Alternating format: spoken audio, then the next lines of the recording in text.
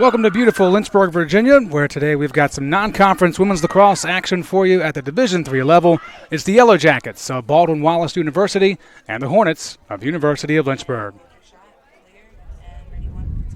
Hello to you and yours. I'm Joe Hutzler. Welcome inside the booth as I'm riding solo with you today as we look to bring you another great day of action on Schellenberger Field. The first matchup ever between these two schools. Baldwin Wallace looking to end their four-game losing streak here on the road. Lynchburg wants another victory here at home.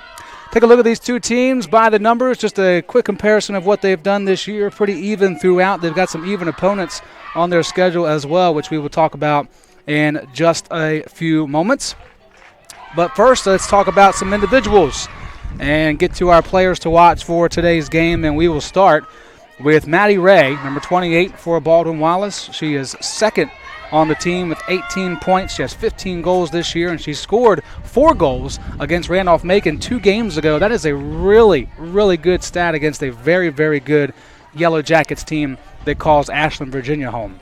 As for Lynchburg, we're going to look at Kelsey Trevison today. 4 goals in their win in their last contest, and someone that didn't really get on a stat sheet too much to start the season, but hoping that nice performance against Hood College in Frederick, Maryland can propel her back to her scoring ways once the season continues to progress here in her senior year. Let's take a look at our keepers today. The ladies trying to stop those two and many more.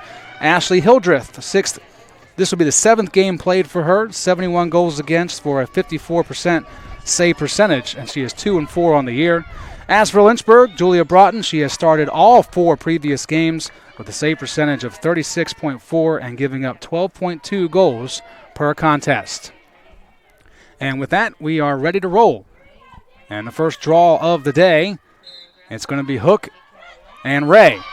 And Allie O'Leary catches that one in midair. The Hornets, who struggled against St. John Fisher the last time they were here at home at the draw circle, start off well and put the offense to work.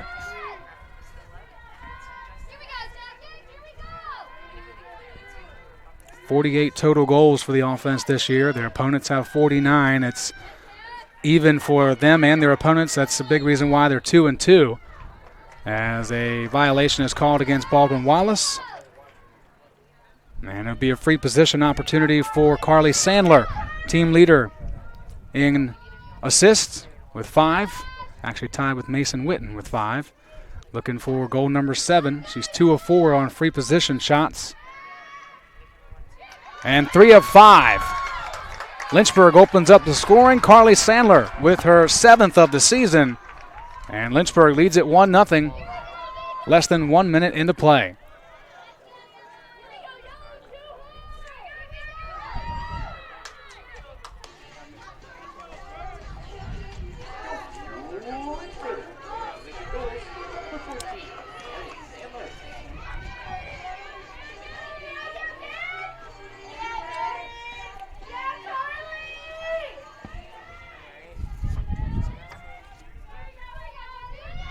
So back to the middle.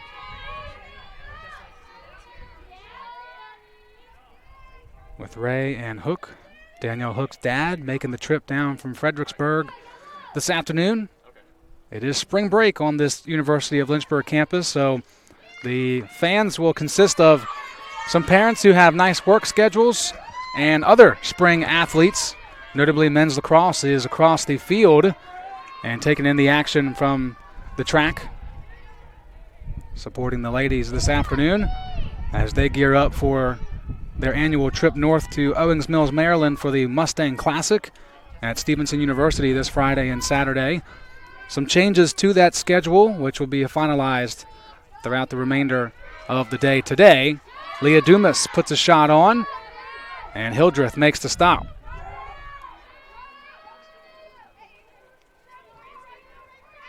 Main takeaway so far for this weekend with the men's program is they will not play St. Lawrence because St. Lawrence would not make the trip to the Mustang Classic. Franklin and Marshall also not going to make the trip. So it'll be 8 teams as of right now. Like I said, game times will change. You can find all that information at lynchburgsports.com. Leah Dumas with another chance. This time she misses entirely, but the Hornets will hold on to possession. Quick look here for Hook. Excellent dish by Sandler, who's going to add another point to her early start. And Danielle Hook makes it 2-0 Lynchburg.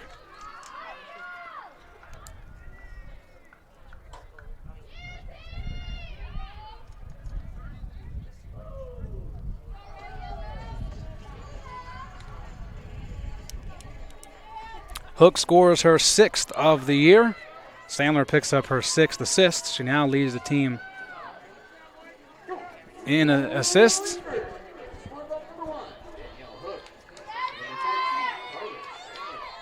And the Hornets coming out firing here. Looking very similar to what they did against the Blazers of Hood College last weekend. A game in which Lynchburg led the entire way. Baldwin Wallace struggling at the draw to get possession for their offense. So we have not been able to see what they're capable of. They average 10.5 goals per game, but a low-scoring affair with Bridgewater on the 9th. 7-6 was the score 2 days ago. The Eagles took that one from the Yellow Jackets. They've lost 4 straight. 3 of 4 have been on the road. A 16-6 loss to Oberlin. 16-10 defeat at Randolph-Macon. And, of course, then followed by that Bridgewater match. They started the season 2-0.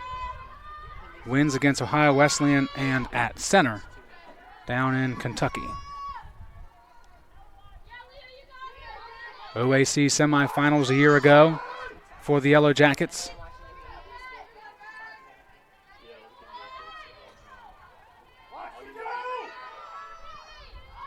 The offense has a chance to do something here. 35 seconds on the shot clock. Ray looking for space.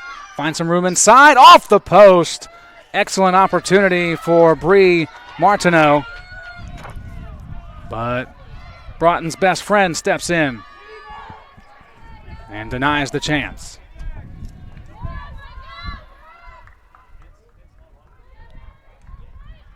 In transition, the Hornets, the bouncer that goes in for Witten.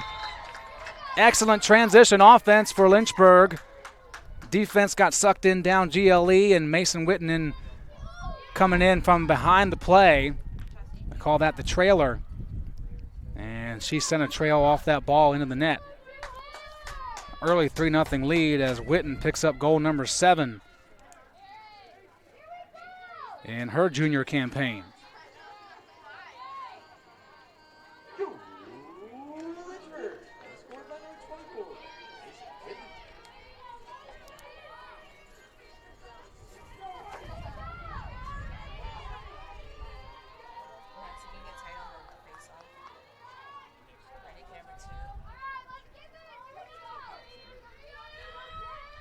Five shots for Lynchburg to this point, and 4 of them have been on target. Hildreth with 1 save, and more success for Lynchburg on the draws. Hook wins that one to herself, and the defense for the Yellow Jackets back on their heels again.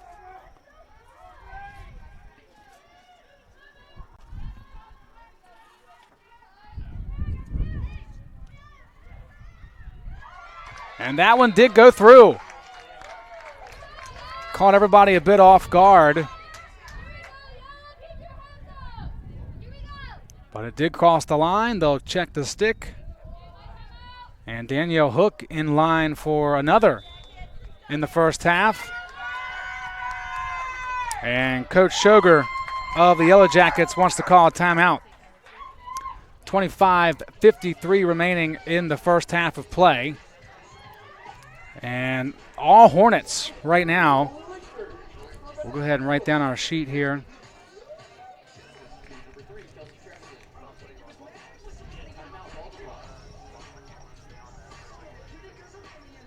Trevison will get the assist on the play. And Lynchburg doing all they want right now against this Baldwin Wallace defense, who is certainly road weary with their travels, but coming from Berea, Ohio, you've got to find some warm weather to play in when you can. And this will not be their last game of this road trip either. They'll be at Allegheny up in Pennsylvania in just 3 days' time before finally heading back home to take on Capital on the 21st of March. And they'll be at Kenyon after that. That's the next 3 games for Baldwin Wallace. For Lynchburg, they are here for 2 of the next 3. Well, they are the home team, I should say. They play Rowan at the U.S. Lacrosse Hall of Fame in Sparks, Maryland. Excellent field, excellent venue for a lacrosse game. Then they'll be home against Christopher Newport on the 25th of March before heading on the road to take on Eastern Mennonite for the first time. It's the first year of program history for the Royals of EMU. Exciting times in the ODAC to have some other schools see the benefit of adding lacrosse to their plethora of sports offered. Certainly does not hurt enrollment. EMU actually in action today, along with some other ODAC schools. You can find all those scores and schedules at odaconline.com. Got some Lynchburg teams in action on the road today as well that we will update you on when we have a chance. Women's tennis is taking on Thomas More. I beg your pardon, men's tennis is taking on Thomas More in Hilton Head, South Carolina. And then Lynchburg baseball, 2 games in 2 days against the Falcons of Pfeiffer University in North Carolina. It's a 2-1 lead for the Falcons right now in the top of the 4th inning. Meanwhile, Trevison makes one move, drives in. That's a shot go that misses. Contact was made, no whistle there. Lynchburg will hold on. And inside it's Trevison going low, and now there is a whistle. And Trevison will have more green turf in front of her than she's had in the last few seconds to work with. Free position for Trevison. 2 of 3 this season on these opportunities. And got hit on her way inside. And it's going to go against Lynchburg.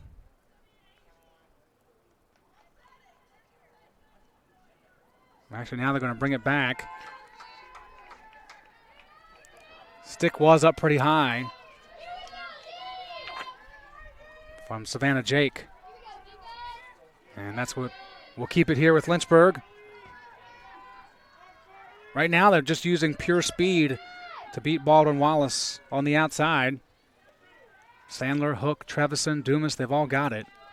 Here's Sandler. Goes back to her left, double teamed. Forced to give it up.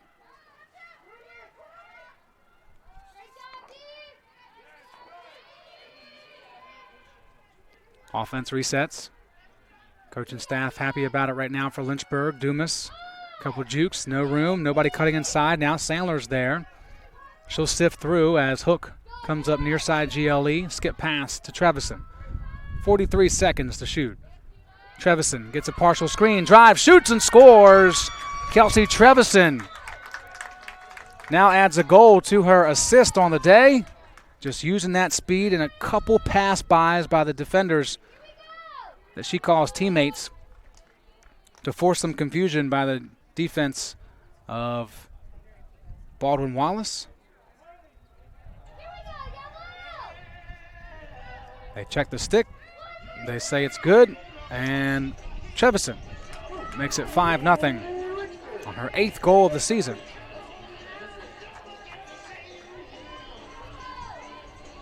We always like it when the players that we choose as our players to watch make us look smart.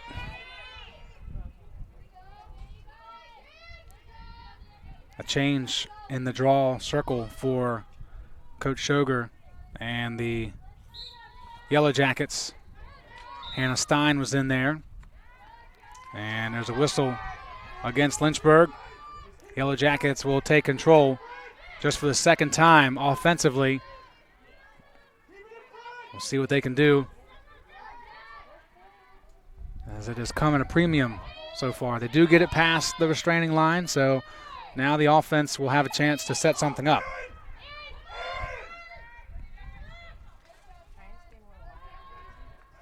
Back at X, Sid Chamberlain.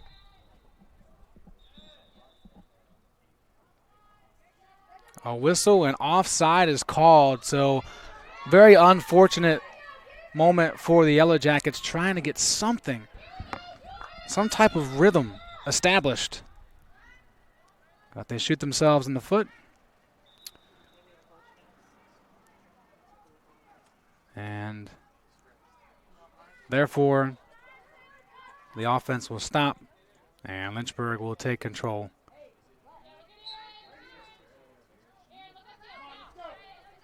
Aaron Gardner ahead to Sandler. Lynchburg's dangerous in these moments with that speed. They get the defense in tight positions. Trevison somehow holds on to possession even with all the bumping just outside the crease. Excellent stick work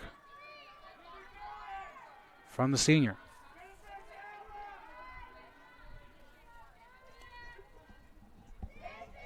It's a very balanced Hornets offense that they're very excited about. They talked about that and then some in the spring season preview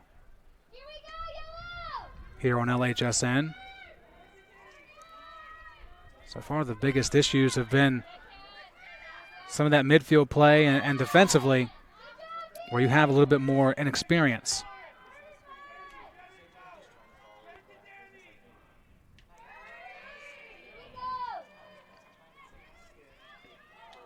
Nice job stepping in front of that was Prather. And it's going to stay here, or stay with the Yellow Jackets, I should say. Excellent play by the junior from Penn North New York. Stepping in front. Now Baldwin Wallace trying to get the clear. Violation on Sandler. Jordan Paul now hounded by Trevison. Dishes and a nice catch on the run from Alexis O'Neill, who causes the whistle to be blown.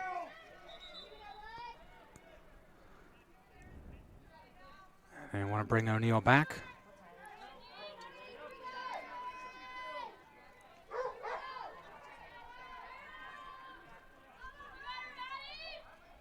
Abby Rosen behind the cage. First time we've talked about the freshman.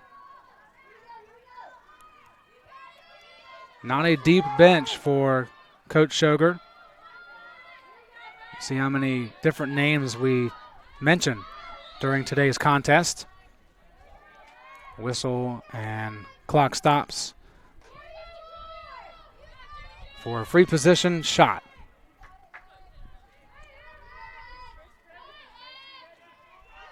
Alexis O'Neill will take it. Cuts to her outside. Tries to get past Broughton up high, who says no. First shot faced for the freshman out of Glen Allen, Virginia. And she's 1 for 1.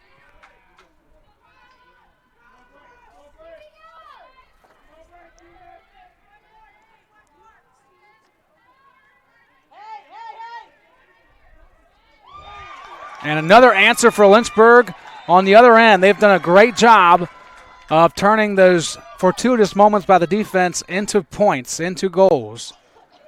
And they do it once more to extend this lead.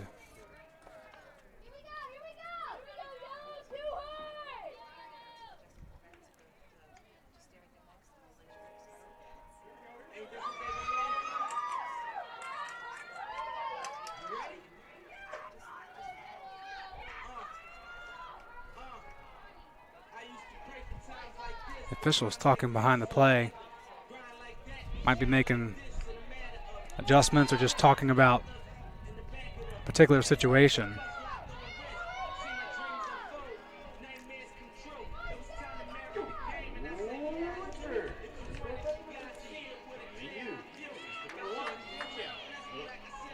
So Hook will get the assist to Hughes. Carly Hughes, a freshman, picking up her 6th goal of the year. and much of the same for the home team.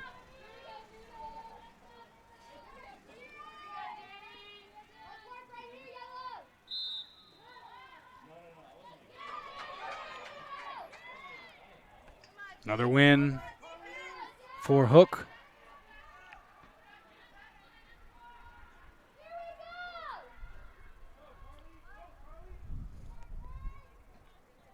So far, Lynchburg's offense has not been stymied to a point where they haven't been able to go fast, and they're trying to do it again here. Sandler just trying to create space, get some help. Not much there. So they'll swing it back around.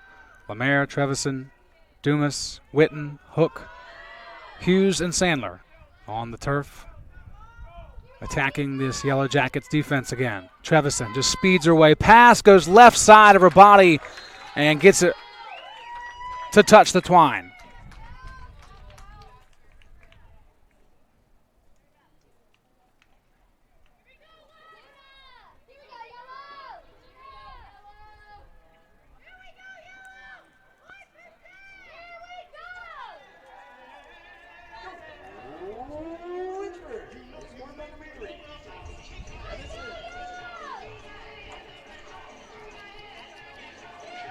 Well,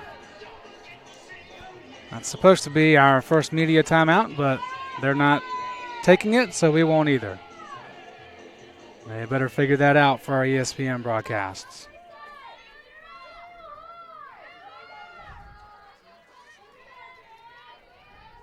Ten shots for Lynchburg.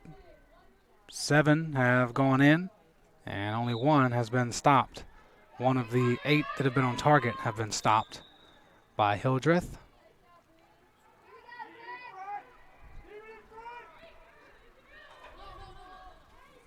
The Yellow Jackets have played 2 goalies this season. Kyle Bliss has participated in 2 games.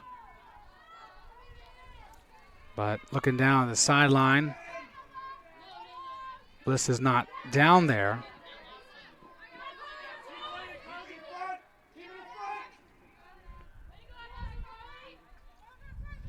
At least not dressed, and so therefore we might just see Hildreth in the cage for the remainder of this one. A chance to get better for the junior against a high-powered offense right now. There's a whistle with Ray going down, Gardner being charged.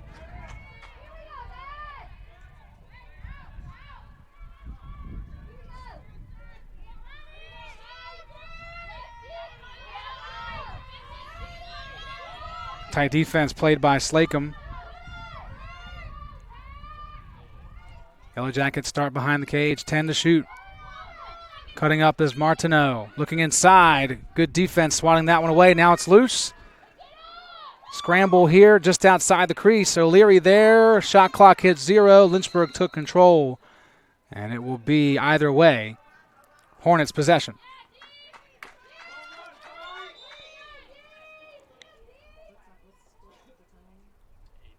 And they're stopping the clock.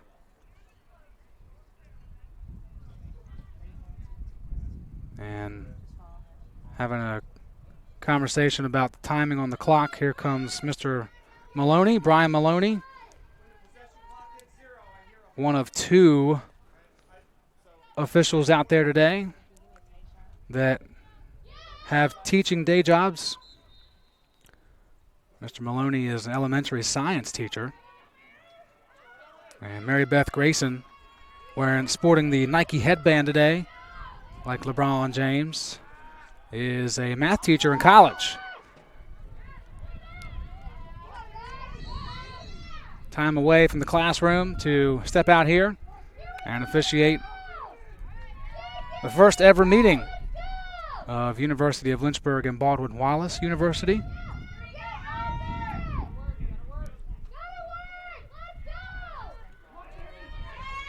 We had some information about Baldwin Wallace to share with you after our media timeout, but wasn't given to us, so we will work it in. Just full disclosure, we're supposed to have another after the 10-minute mark. First goal scored after 10 minutes remaining. So maybe we'll do it then. There's a shot taken by Maddie Ray. That's one thing that I will say is that Yellow Jackets, yes, they haven't had great lanes to shoot from, but they haven't really shot at all, just throw it up there and see what happens. Good work that time by Martineau to at least cut over and get the whistle to blow for a shooting space violation. Therefore, it's a free possession chance. Now, they've had one of these already. Oh, I beg your pardon. Well, I thought they were going to start from the other side. Yes, it will be from well outside, not really in shooting range. Martineau is still going to create some space. Dumps it. It was too high. Saved behind the play by Paul. Now Martineau again. Hard pass to pull in. It was across her body. She'll go low and bounce one through. Bree Martineau puts the Yellow Jackets on the board. The senior out of Strongsville showing a little bit of frustration and throwing down that stick, saying finally. Open space, and the captain made the most of it.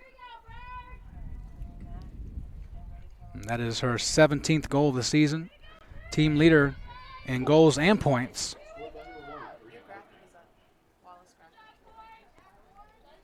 And there's the Baldwin Wallace graphic. Learn more about them. Read what's on your screen.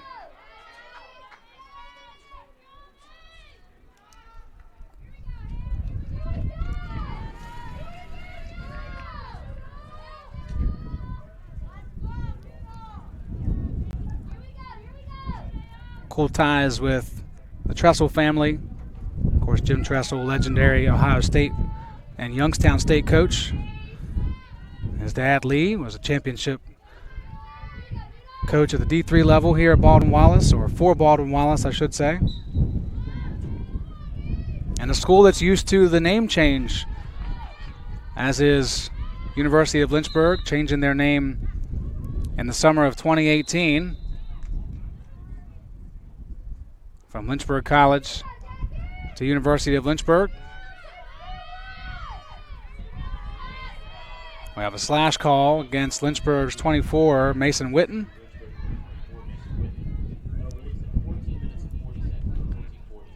So a 2-minute penalty assessed to Mason Witten.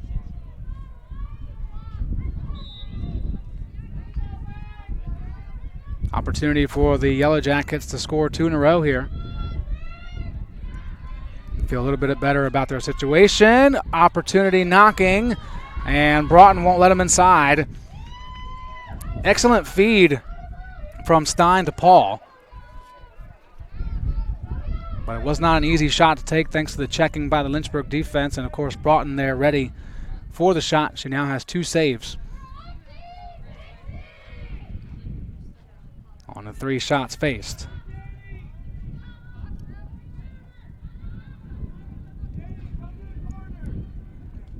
Now back on this side of the field, can't help but see Coach Kudelka talking to his staff, including the athletic trainer Caroline Wesley, possibly about this weekend. Again, there may be changes to the schedule for all of our spring teams. We invite you to check out lynchburgsports.com and follow us on social media, Facebook, Twitter, and Instagram at Lynchburg Sports for all of the important updates related to the coronavirus. We'll have an update for you nationally and how it's affecting the sport of lacrosse coming up at halftime. Harley Sandler, great defense, gets it back for Lynchburg after they rang one off the post a moment ago. Here's Danielle Hook again. She's got 2, looking for a lane to pass it off. Prather stays with her.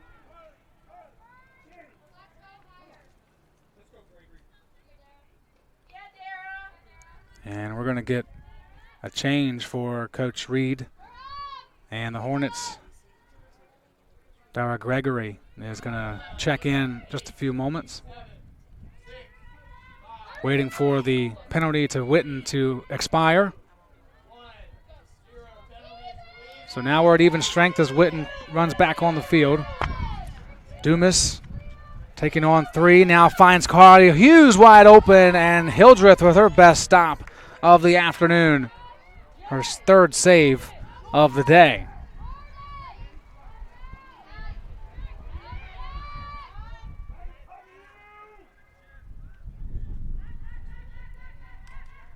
Tough spot to be in for Prather. And that one's knocked down. Her pass intercepted by Sandler. They keep rolling here. Sandler one-on-one, cuts inside and hit pretty hard in the waist area by Erica Davidson. And kind of surprised if there wouldn't be a card. There is going to be one, though. And Davidson's going to spend time in the box.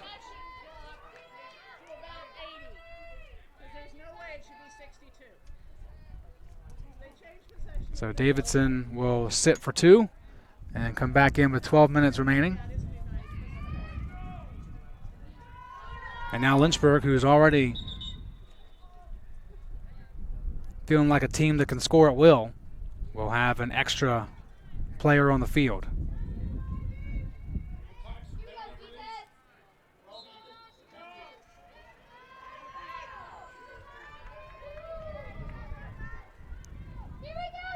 Fresh shot clock. Daniel. Dumas. Here's Hook. Out top to Dumas. Good defense by Stein. Now they'll dish one for Sandler. A one-timer off the pass by Mason Witten. And the Hornets score a woman up. Sandler with her 2nd of the day, 8th of the year. And Lynchburg back in control with an 8-1 lead.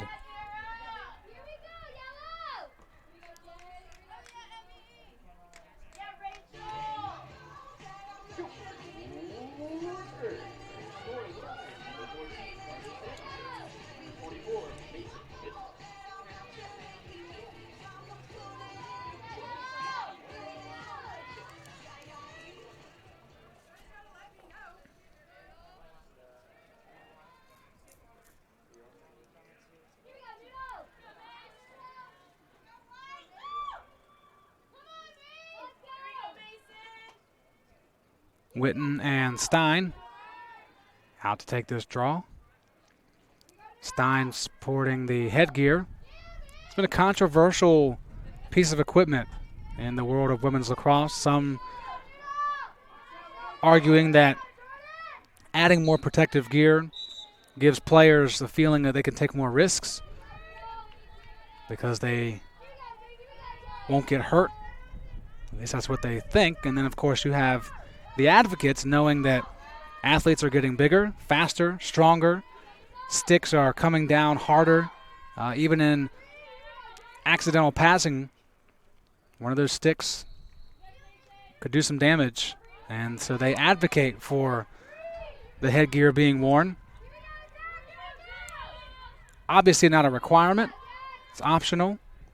Every player has the choice to wear it if they want to. This is the most that we've seen it here. None of Lynchburg's players wear one, but we've already seen 2 opponents now with at least 1 player or more opting to wear the extra protection around the noggin. Meanwhile, Lynchburg's defense turning into a 3-2 scenario for the offense. Pass for Gregory she could not handle, was ready to pick up that goal. Instead, it's Trevison working alone. Goal line extended, and the offense may have to reset. Gregory, second try, off the post and away. Ground ball scooped up by Hughes.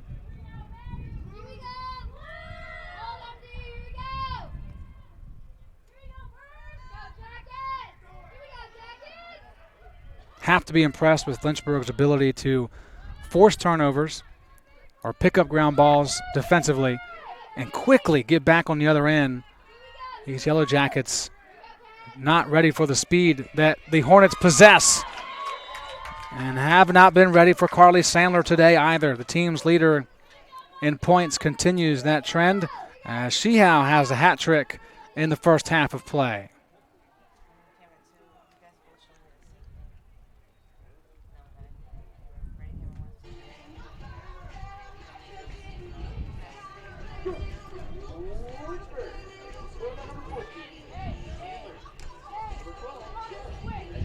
Gregory wanted the goal, but instead will be happy with taking the assist, adding it to her season totals.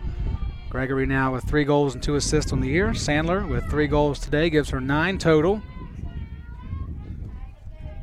And that is the total that Lynchburg has scored with 12:06 remaining in the first half.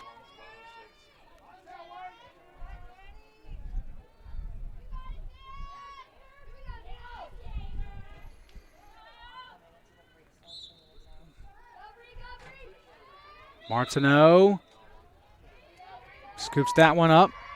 Hounded by O'Leary from behind, trying her best to make contact with that stick. Instead, it's Martineau with a shot, and Broughton there with a big stop.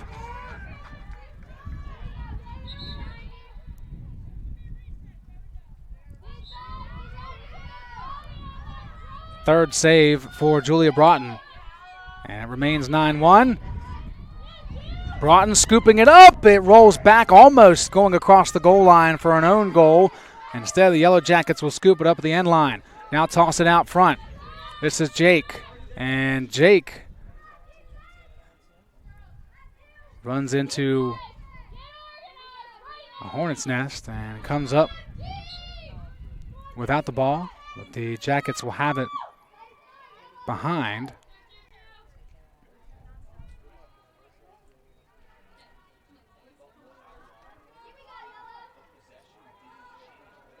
Now Jake exits, Stein steps in. Coach Schroger has the players she wants out there attacking this Lynchburg defense. 6 shots for the offense. 4 of them on target. Just not enough peppering the cage so far, and a lot of it is not receiving those passes. We've seen a lot of drop balls on pass attempts for Baldwin Wallace. And that certainly has to clean up if they want any chance of improving their stance. Stein just continuing to cradle, nowhere to go with it except next door to O'Neill.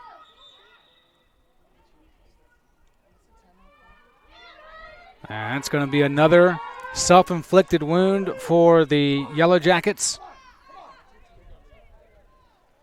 Watch for the Hornets to try and push this one across the midfield line as quickly as they can. They wanted Daniel to get it to Dumas. Daniel's going to hold on to it instead. Daniel being chased by O'Neill. Good spin to keep away from the attacking stick of 22 in yellow. And the offense goes back to work.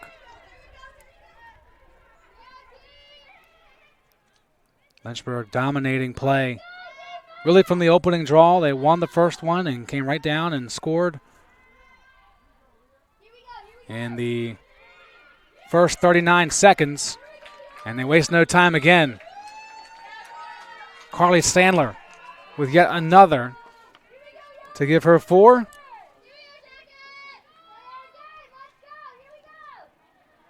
And that's what we like to call the Texas hat trick. Everything's bigger in Texas. So, pick up 4, as Sandler does. That's what we'll name it.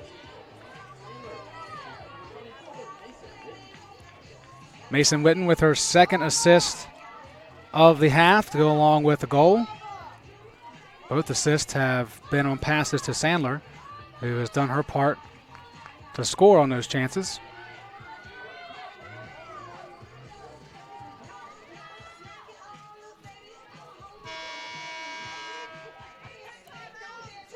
And that should be a media timeout. And it is. Hey, we figured it out. 9:24 to go. It's a 10-1 lead for Lynchburg. Back in a few. I was looking for a school that could provide me with the athletics, academics to pursue my career, a wind symphony to pursue my passion for music, and really have a nice general atmosphere. The professors here are really unique, their background and their passion for teaching.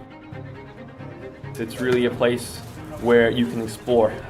Lynchburg gives you the opportunity to fail, but also get back up in that period of time and learn from your mistakes. I can make these mistakes within the school environment, but also with the support of other friends, and be ready for the real world when you graduate.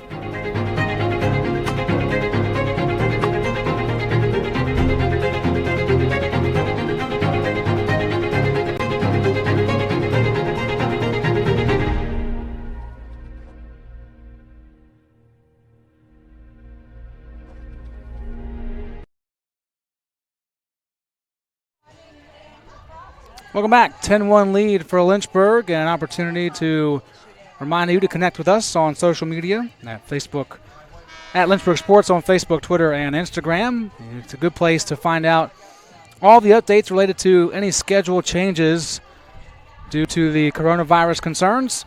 And certainly I can tell you with confidence that there will be some, and in fact there already have been some, related to the baseball schedule and the men's lacrosse schedule. Baseball's game next Friday against Tufts University has been canceled due to the NESCAC canceling all spring sports for the remainder of the semester. They're picking up a game on Sunday against Cortland State at 12 p.m. Unfortunately, it's too quick of a turnaround, and we're on spring break to stream that game for you, but we will have live stats during that game to follow along with. Speaking of live stats, a quick look at the schedule at lynchburgsports.com sees that Lynchburg baseball has battled back. It was a 2-1 deficit in the fourth. Now it's a 5-2 lead for Lynchburg in the bottom of the fifth. Here it's a 10-1 lead for Lynchburg with 9:24 remaining in the first half of the first meeting between the Yellow Jackets and the Hornets of the Baldwin Wallace and Lynchburg variety.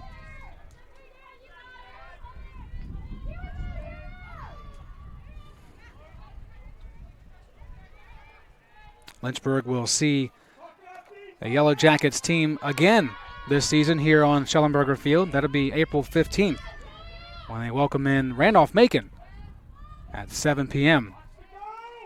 Those Yellow Jackets defeated these Yellow Jackets 16-10 2 games ago.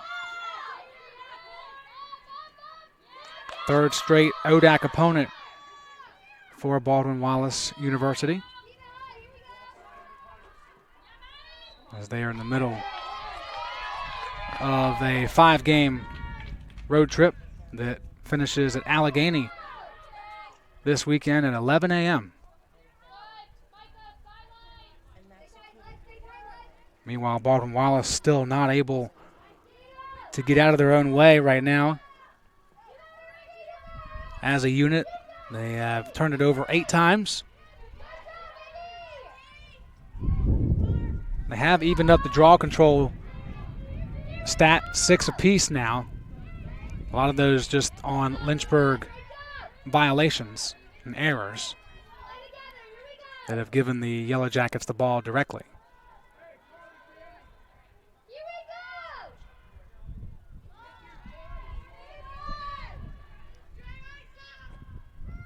Dumas, long shot, scores, top shelf. Dumas gets in on the scoring party with her first of the day, 8th of the year, and much to the delight of our director, the clock now runs continuously.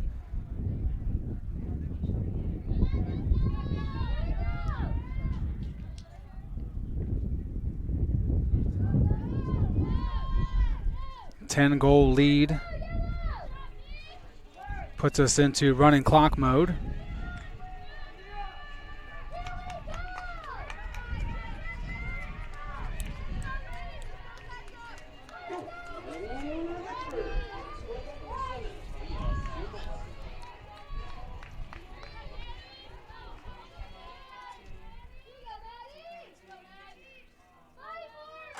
The Yellow Jackets will make another change in the draw area. They're going to go back to Maddie Ray.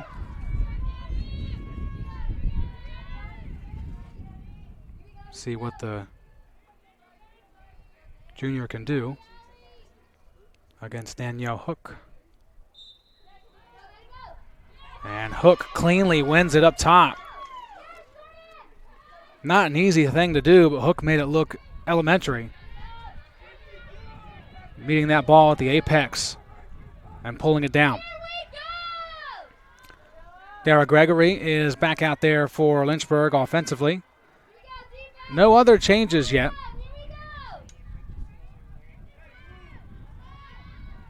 I expect those to be, expect that narrative to be different in the second half.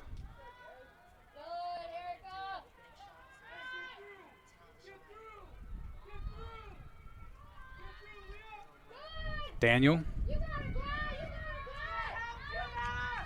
Good defense put on.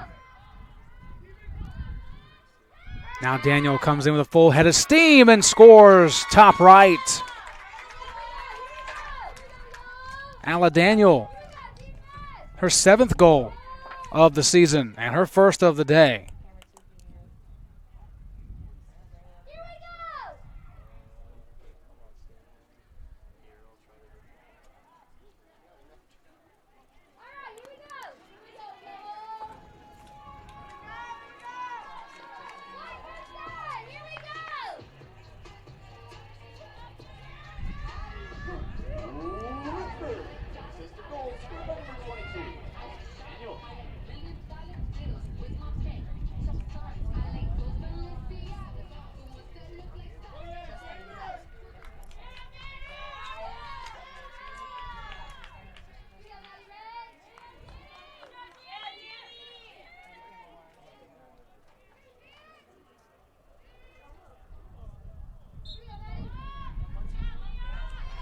Long ball caught by Dumas.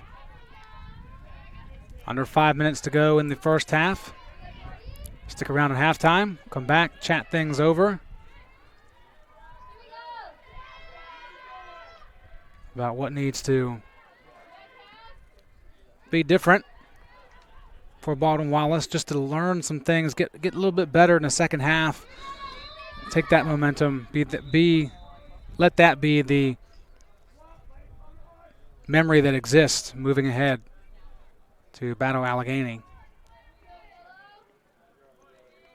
Meanwhile, we've got a yellow card assessed to Mason Witten again.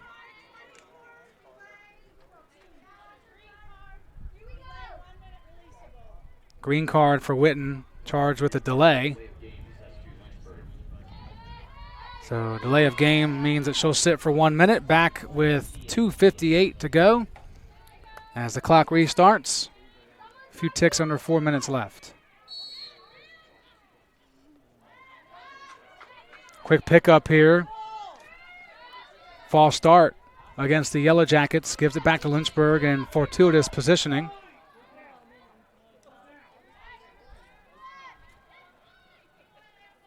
It looks like Lynchburg is content with just throwing the ball around. Probably going to take as much of this clock down as possible, and maybe even throw it in the corner. Taking the shot clock violation.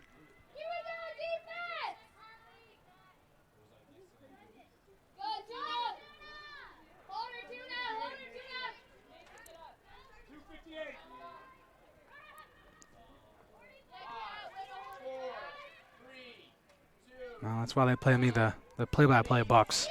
They're just waiting to get back on even strength. Certainly you could see the sportsmanship game being a factor, but at the same time, you want to improve yourself if you're Lynchburg, because you don't have light opponents coming up next. And you play Rowan and Christopher Newport. Dumas with another long shot over her shoulder that misses wide right.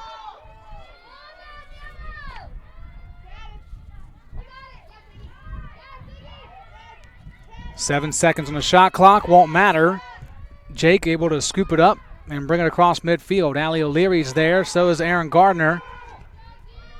And now Jake does a good job finding an open teammate. That's O'Neal.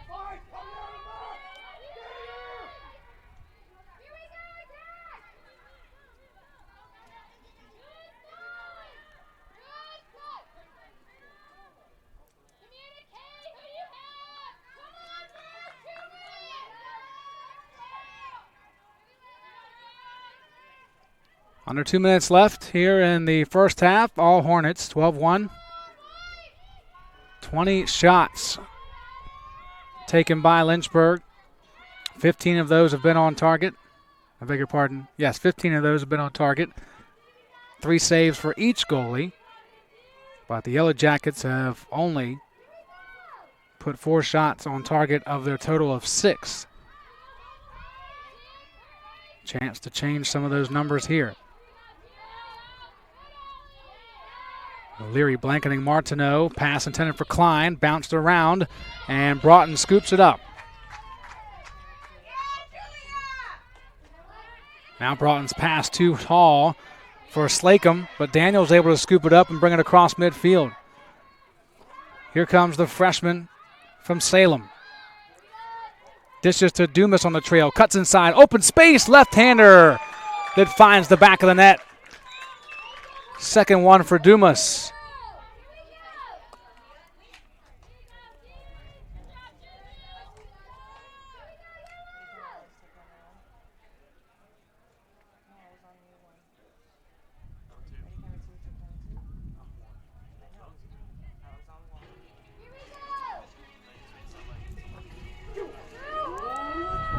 Clock running under 30 seconds remaining. That will most likely do it here for the first half of play. We'll step aside for a minute or so and come back with some thoughts. A look at the Lynchburg Sports scoreboard as well. Update you on what's happening with Lynchburg baseball. Also at halftime, we'll take a look at how the coronavirus has affected the sport of lacrosse at the women's and men's collegiate level. That's halftime. All Hornets here so far. 13-1 is the score on LHSN.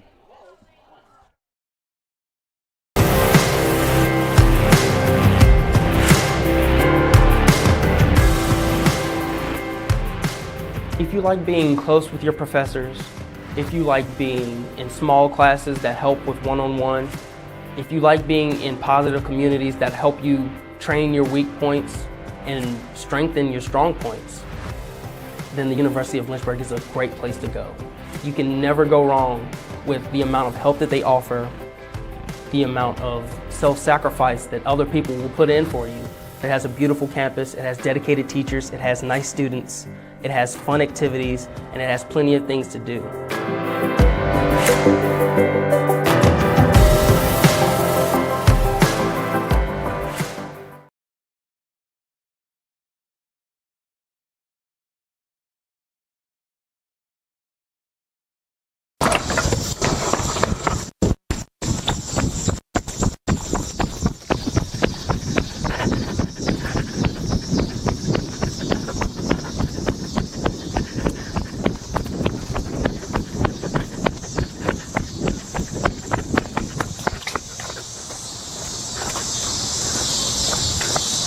This is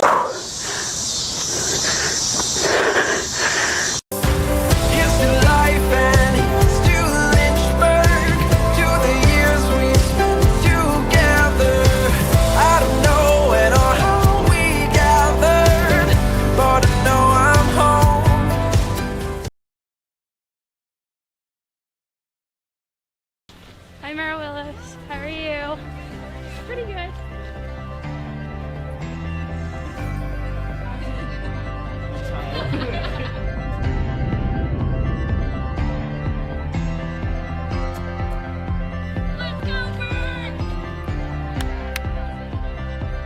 A lot of people go to the universities to find something to be a part of while getting their education.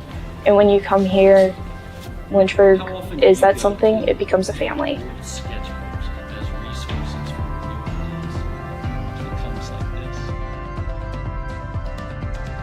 it doesn't matter how long ago you had your professor, they still remember you and they remember all of the hard work that you put in. They're always there for you and they always want to do the best that they can to help you succeed. Here you learn how to love one another regardless of what's going on or what you believe. You leave here better than what you came in. It's what this school's really good at doing.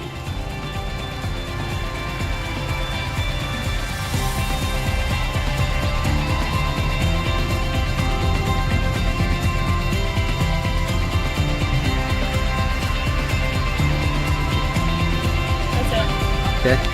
We're good.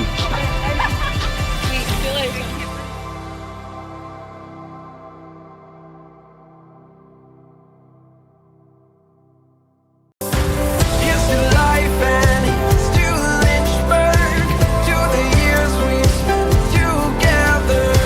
I don't know when or how we gathered, but I know I'm home.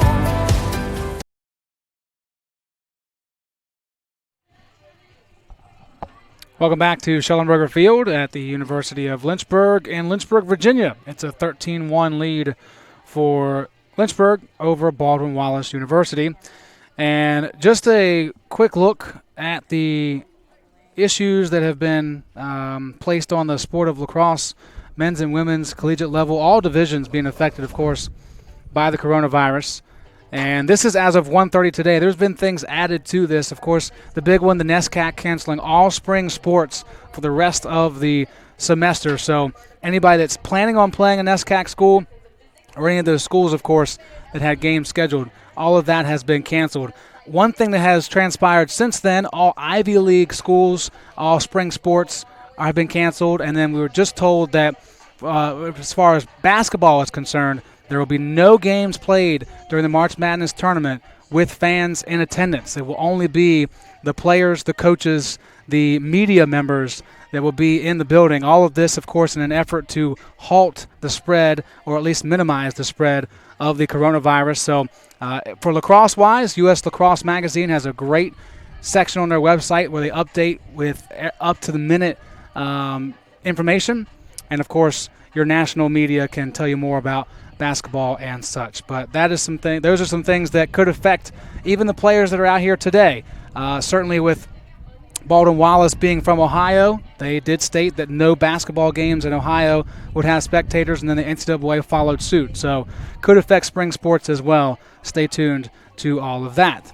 We'll step aside for a few more moments. When we come back, we will talk about the top players of the half and dissect a little bit of what took place in the first half. And it was really all one-sided with the Hornets leading 13-1 at halftime.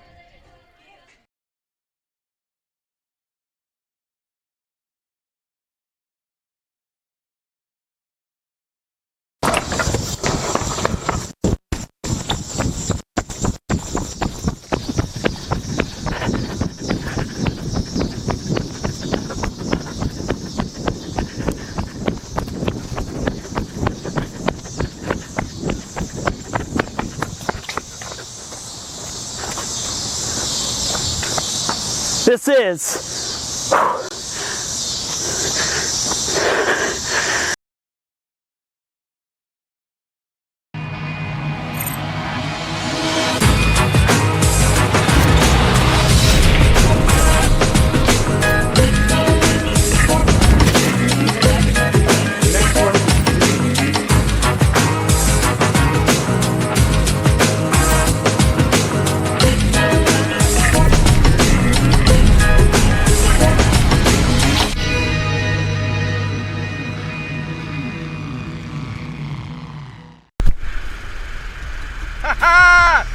Look what you're missing!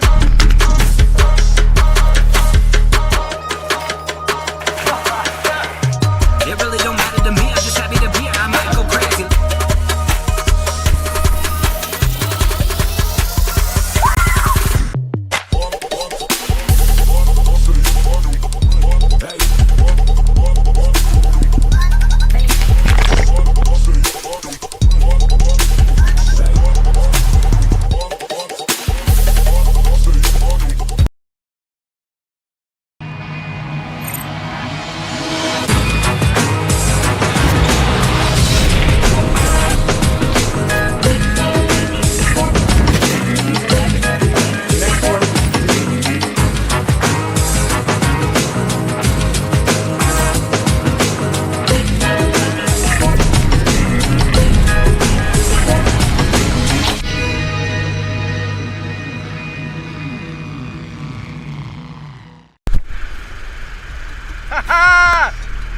what you're missing.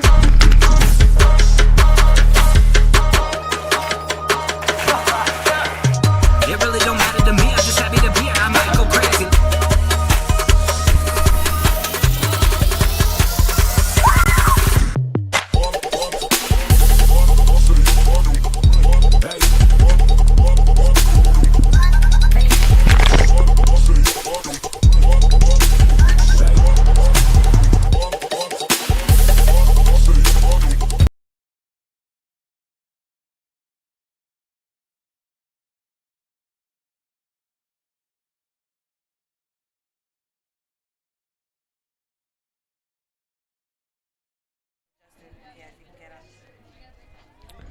Welcome back. Schellenberger Field is the place. I'm Joe Hutzler, and we are here for the Yellow Jackets and the Hornets, Baldwin Wallace and University of Lynchburg. It's 13-1, and stats favoring everything Lynchburg, as you might expect with that type of score. 21 overall shots. They put 16 on net, and 3 saves for Hildreth. 3 saves for Broughton as well. She has faced 4 of the 6 shots taken by Baldwin Wallace. Player of the half, easy choice in terms of overall numbers. Carly Sandler with 4 goals in the first half of play. She also picked up an assist for a 5-point first half. 2 ground balls and 1 caused turnover to her credit as well. So the senior continues to impress in the early parts of the 2020 campaign.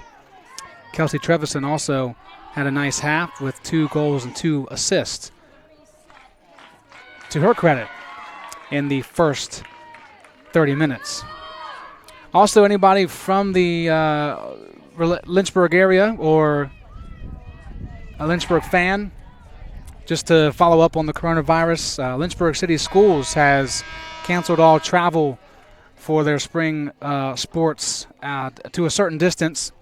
So maybe some trickle-down effect here at the University of Lynchburg. Other campuses have cancel classes or postpone them to a certain point. So again, please pay attention to what goes out on social media from official verified accounts with the schools that are of importance to you, and that way you'll be informed and be able to make a game plan as soon as possible. For someone like me, it might be a time to dust off the demo tape if we don't have any games to call or work on. Might be doing some freelancing soon.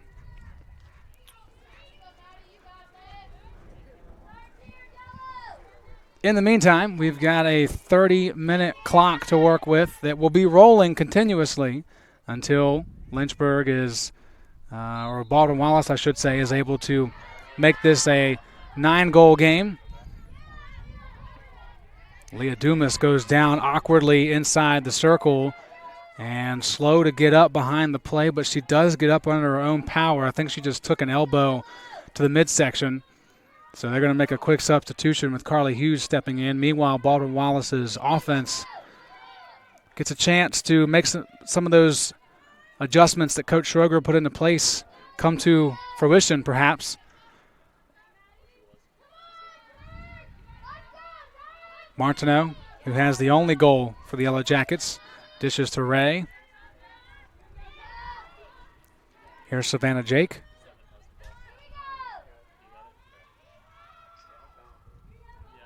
And another unforced error, just a pass that's not collected.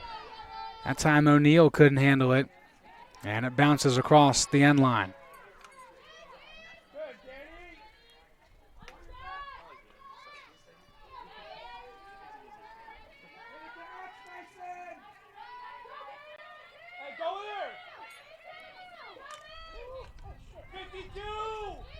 We'll see what kind of offense Lynchburg runs, if they'll continue to go through their full game plan and put more goals on the board, or if they'll kind of wind down the clock to a reasonable 30 seconds or so on the shot clock and then go harder to the net.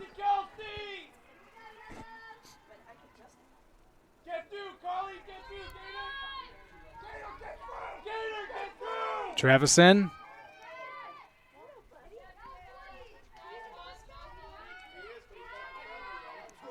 Shoots one that gets deflected wide.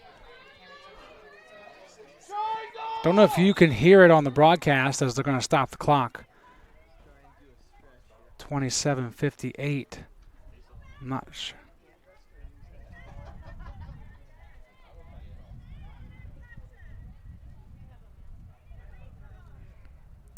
I think it may have to do with the shot clock as to whether or not that ball hit the goalkeeper or not. If it did, the shot clock should reset. If it did not, it should have kept rolling.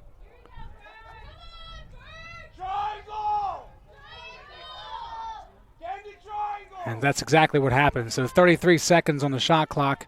That ball did not get touched by Hildreth. Deflected off a defender.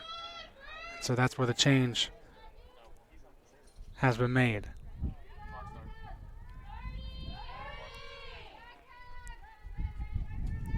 Sandler with 25 to shoot. Now it's Hughes. Corinne Lemaire. Trevison. And Witten. That's Sandler, beg your pardon. Carly Sandler one-on-one. Saved by Hildreth. You saw Lynchburg try to move everybody out of that middle area. More of an ISO play for Sandler. And Hildreth able to take that shot and follow it into her stick. Her fourth save of the evening. This one deflected out of play. It will stay with the Jackets.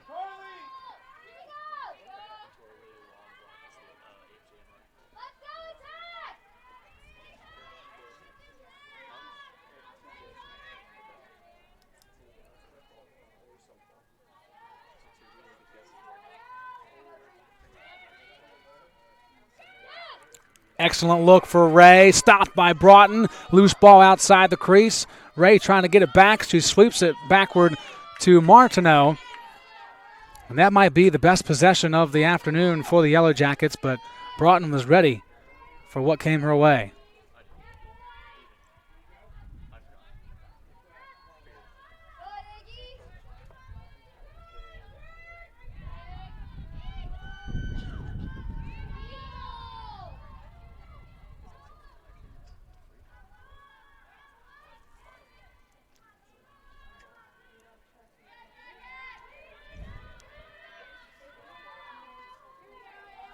Martineau, pass inside, right idea. Tough one for Paul to handle, though. Now she's trying to scramble and scoop it up again, and she will be the closest to the ball to pick it up. Shot clock now at 45 seconds. It was an excellent look from Martineau to Paul, but the closeout by the Lynchburg defense was impeccable and really going to be hard for anybody to handle a pass in there.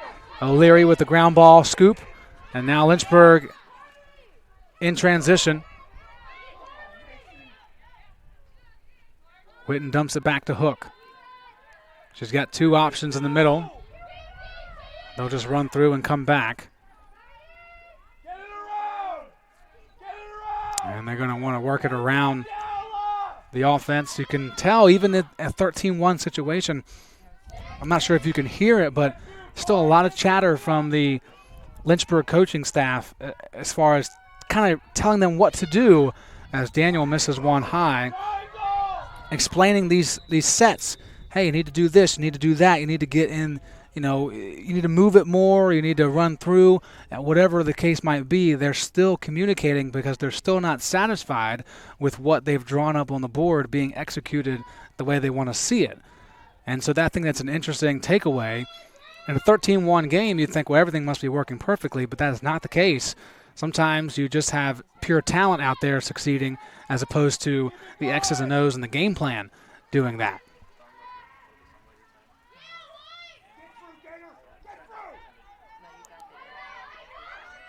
Dumas looking for her third. Finds a hole, shoots one on. Hildreth makes the stop.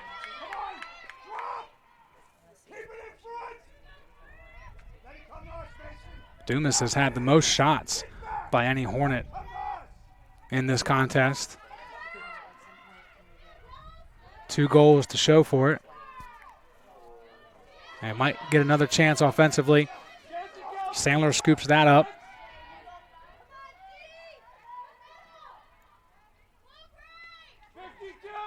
Good look, Hook breaking away. No chance for Hildreth.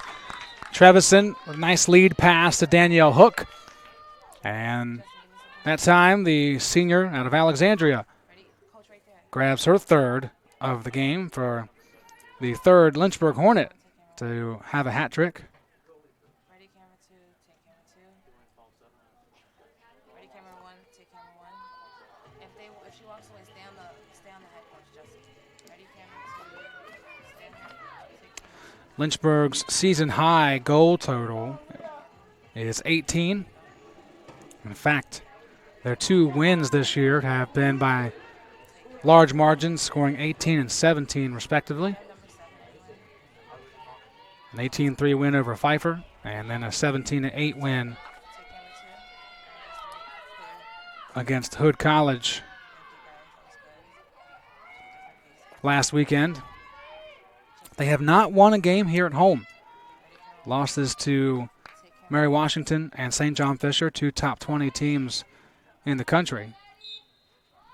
But on their way to a victory today. Scoring 14 times on 19 shots on goal. And the offense back to work again on what has become an absolutely beautiful evening in Central Virginia. Trevison adds 1, gives her 4. Hornets piling on more. Stay tight on her. Like where she's the only thing you see. Ready, camera 2, follow her. Ready, camera 2, take camera 2. Perhaps this weather is a sign that spring is officially here. I'm still having my doubts as far as knowing how Central Virginia is. We have not had any snow this year in the area. And typically when it waits this long to do that, there's one last moment in March. Although good old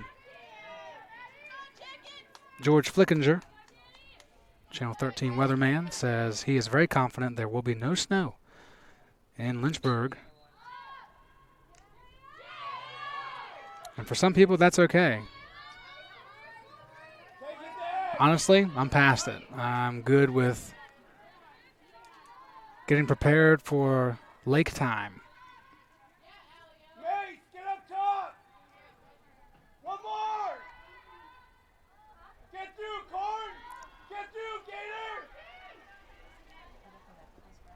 Lemaire swims through, and Witten will dump it back to Trevison. Looking in the middle. And now they're going to change things up offensively. Get to Greg! Get through, Gator! From there, down the alley, nowhere there to go. Keep it going!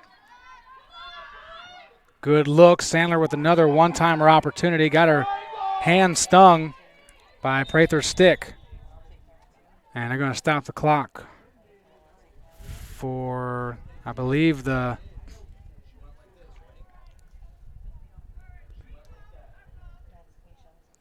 well, they're going to say it's their fault, the officials' inadvertent whistle. And then also the shot clock need to be put to 30. It's been reset when it doesn't need to be reset a good chunk of the time here in the second half. And that's the only thing slowing Lynchburg's offense down.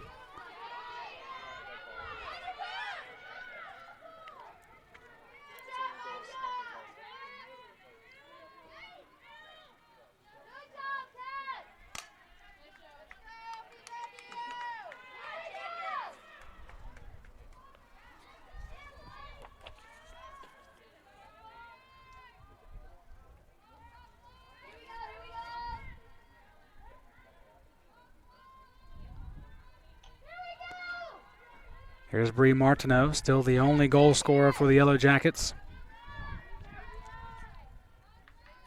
Maddie Ray, who's been held in check today after 4 goals against Randolph-Macon a few games ago, decides to just let one go from long distance. Broughton happily accepts that one into her stick. And the Hornets offense in transition once again. This fast break offense has been very good today. And we've got a whistle that'll give Trevisan a free position opportunity. This is her second opportunity of this magnitude. So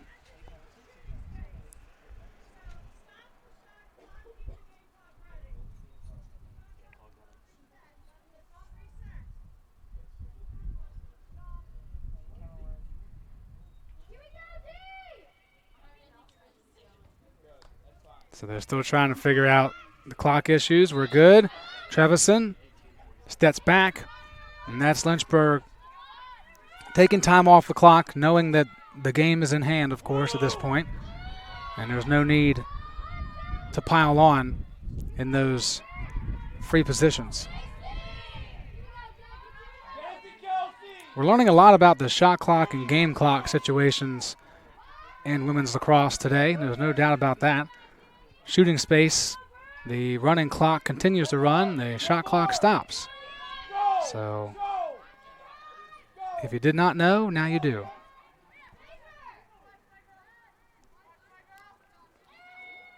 Pass behind Hughes. There to back it up, though, is Trevisan.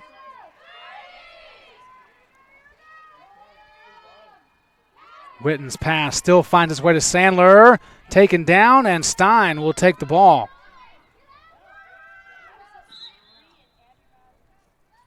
That whistle called against Trevisan.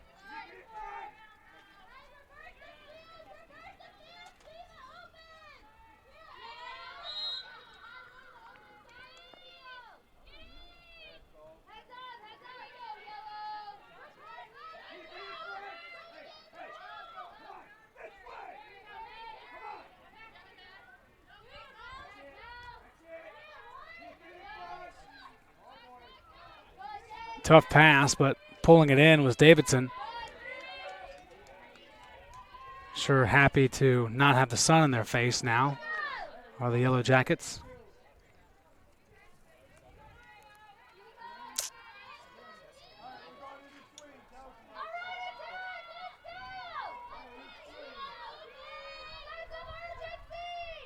Pass intended to be one inside for Chamberlain. Instead, Broughton picks it off. She's having a nice afternoon. Freshman from Glen Allen has started every game. Not even another goalie has stepped inside the cage for Coach Reed and his staff.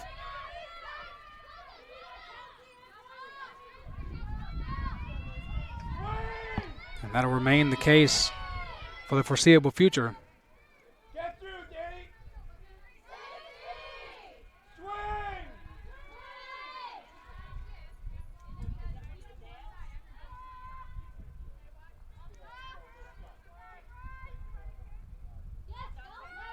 Good moves by Trevisan, scooping one low. Does that count? It will. Kelsey Trevisan pulling a little men's lacrosse shot out of the tool shed. And decided to go low on Hildreth. Don't see a lot of those in the women's game. Not every woman can hold the ball firmly in the stick.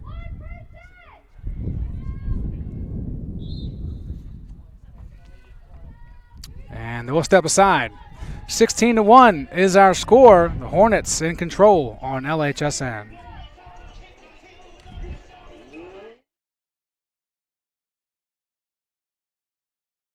I was looking for a school that could provide me with the athletics, academics to pursue my career, a wind symphony to pursue my passion for music, and really have a nice general atmosphere. The professors here are really unique. Their background and their passion for teaching It's really a place where you can explore. Lynchburg gives you the opportunity to fail, but also get back up in that period of time and learn from your mistakes. I can make these mistakes within the school environment, but also with the support of other friends, and be ready for the real world when you graduate.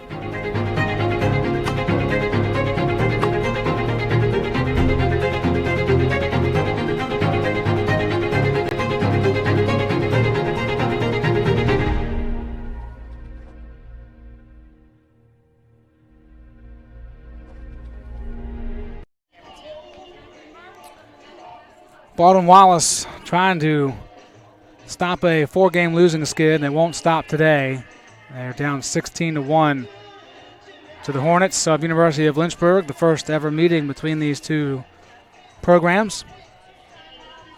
And they still have a road game left on this trip. They'll be at Allegheny in Pennsylvania this coming weekend.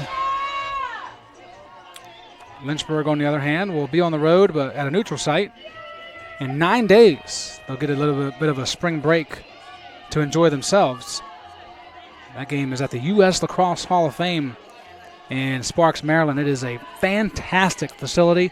I love going there every chance I can. There's always something new to see and learn. And then if you get a chance to take in a game there, it is spectacular. So hopefully you can head out there and check out the action on the 20th of March at 5 p.m. Meanwhile, quick look at the Lynchburg sports scoreboard. Lynchburg baseball still leads Pfeiffer 6-4, bottom of the 7th. Lynchburg off to a great start compared to previous years on the diamond.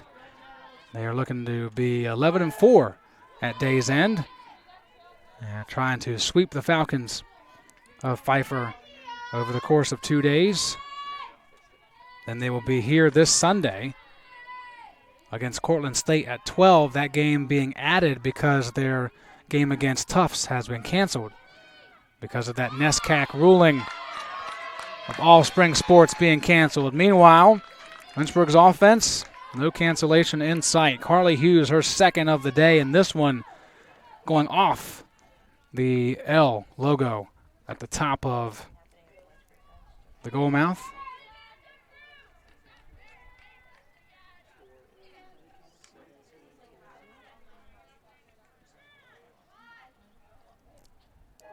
Hughes with her second of the day and her 7th of the year as a freshman.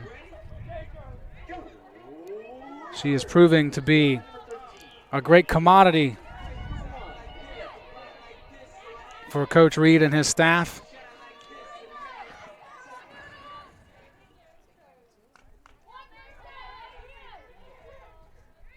Perhaps a glimpse of the future of this team, which is pretty bright. And you look at the ODAC schedule, look at the ODAC teams, and this is a Lynchburg team that can really make some noise. Obviously, you have your mainstays of Randolph-Macon and nationally ranked Washington and Lee, but Lynchburg has an argument for the third best team in the conference, and perhaps maybe even steal one from Randolph-Macon in the moments that matter most.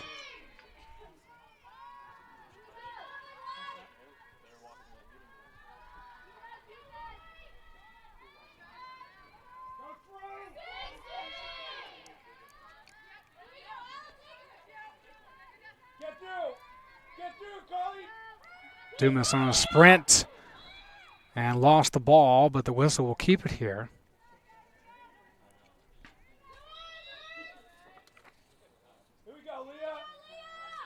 Maggie Reed was doing everything she could to slow down Dumas. Instead, it'll be possibly a free position shot. The officials want to conversate. Now we're ready. Dumas looking for goal number 3. And there it is. Hat trick for Leah Dumas. 4th player for Lynchburg with 3 goals or more this afternoon. And they have tied their season high of goals scored in a game.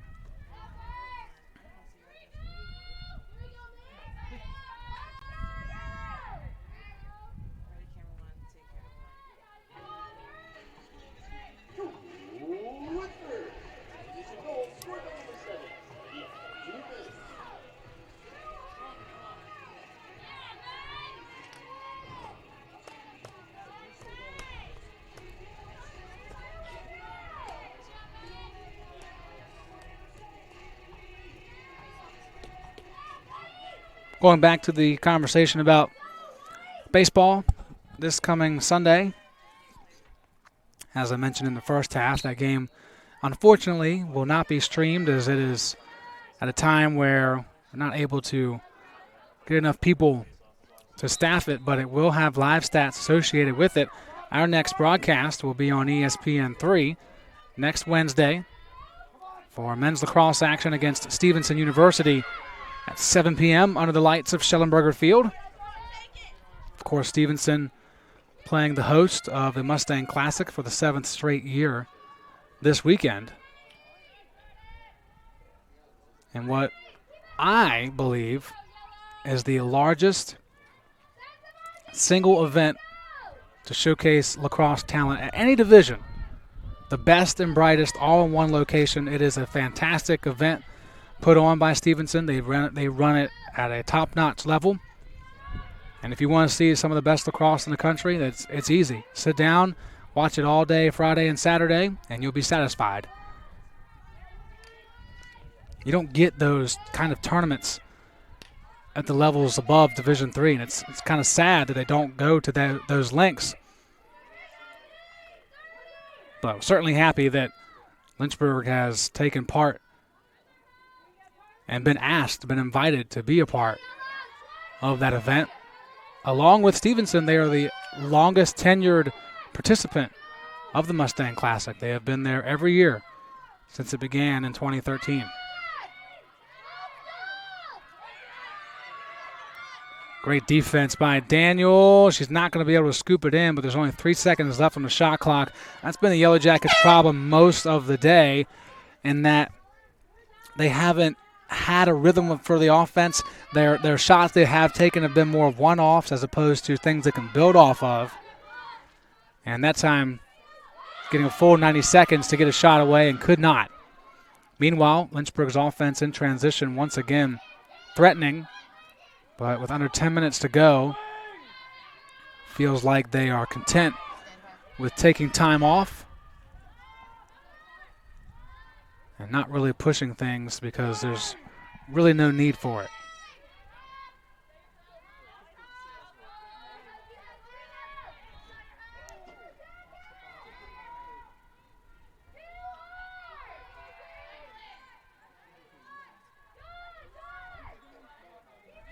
Under 50 seconds left. Daniel gets it from hook. She tries to float one in there, but it misses wide.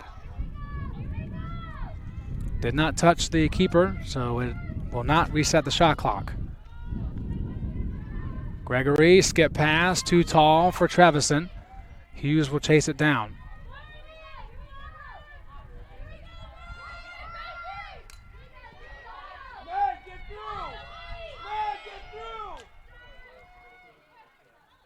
Some changes made behind the play for Lynchburg. We'll get to those in a moment. Meanwhile, 10 seconds left for Trevison and company. Pass too tall, but recovered. Gregory inside, and a backhander that just misses wide. A beautiful highlight up until that point. Megan Schroeder, the freshman from Levittown, New York, almost made her first career goal the best.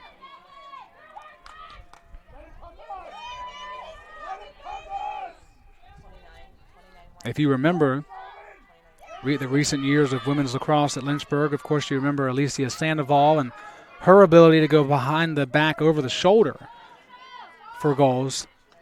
But I've never seen one scored in that manner that Schroeder attempted a moment ago. Meanwhile, Stein tripped up on her way in. Not on purpose, but still something that keeps it with the Yellow Jackets.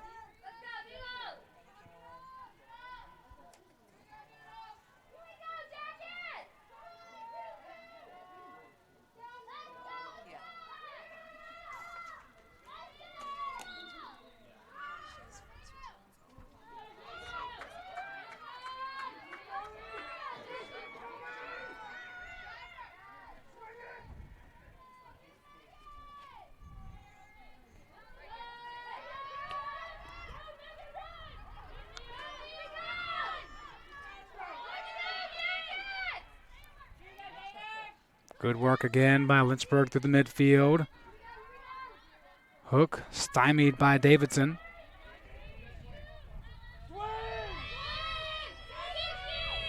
Got some Hornets out there looking for their first points. We already mentioned Schroeder. Maya Sullivan also out there. Sullivan has a goal this year. Hook right to the stick of Hildreth. Save number 6 for Hildreth. Each keeper has 6 today. Hildreth has faced way more shots.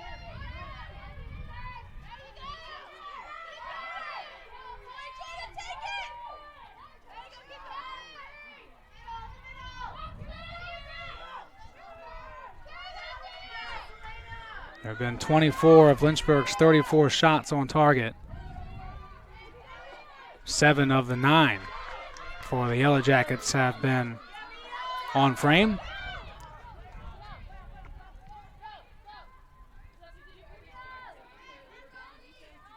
Trevison intended, I believe, for Sullivan, but got away from her. And the whistle will give it back to Baldwin Wallace.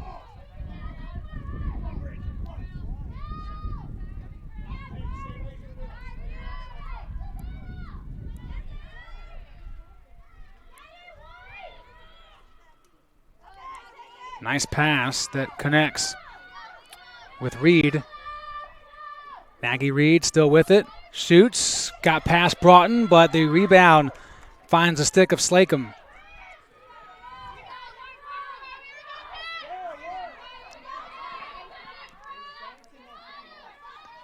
Slacum still with it. Now backs away. Micah Slacum began 2019-2020 school year as a member of the Lynchburg swim team as well, getting her prepared and conditioned to be a lacrosse athlete as Bridget Gavin drives in and forces the whistle to be blown. Third appearance of the season for Gavin. An opportunity to pick up her first goal of 2020.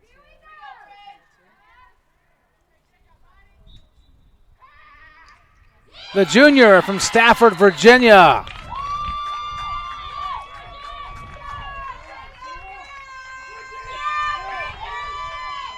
Well, they're going to take it away. Gavin was in the crease.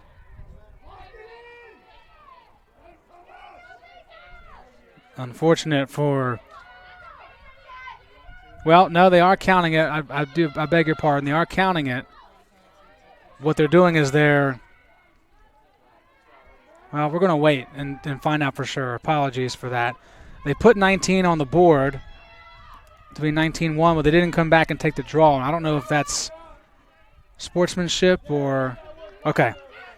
So now we have they did take the goal away. So, yes, the goal did not count. She was in the crease violation in that area that negated the goal. So Gavin still looking for goal number 1.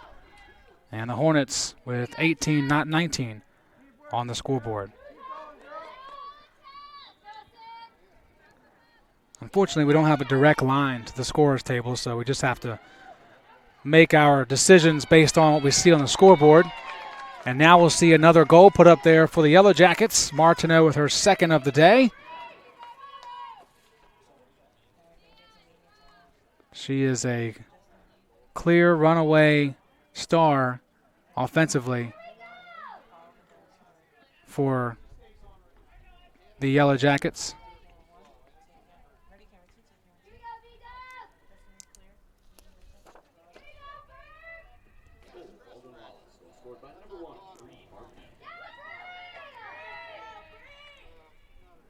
So Martineau with her second. And her 18th of the year to lead all Yellow Jackets.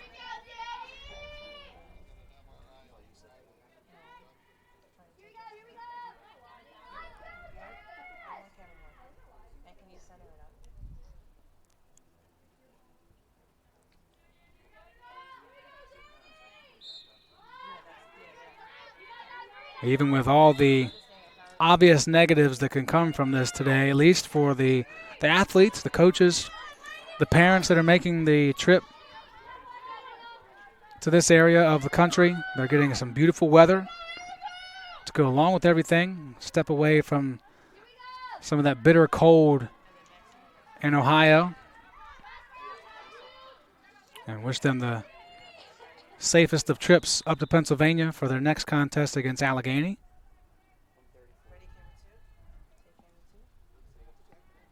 .132 remaining, and they're going to shift some folks around, stopping the clock for free position. Caitlin Raddick runs in, goes high, and misses everything. But the Yellow Jackets will keep possession and may be able to add another.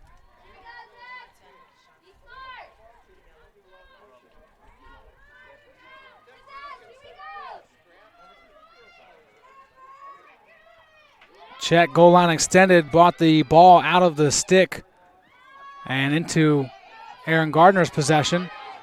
Davidson had it, bumped around, lost it. Trevison scoops it up. She's got help in the middle with Gregory. Finds 12 and white. Dara Gregory desperately trying to find room for a shot and scores! Third time today, Gregory has sent a ball towards the net, and it finally gets past the keeper.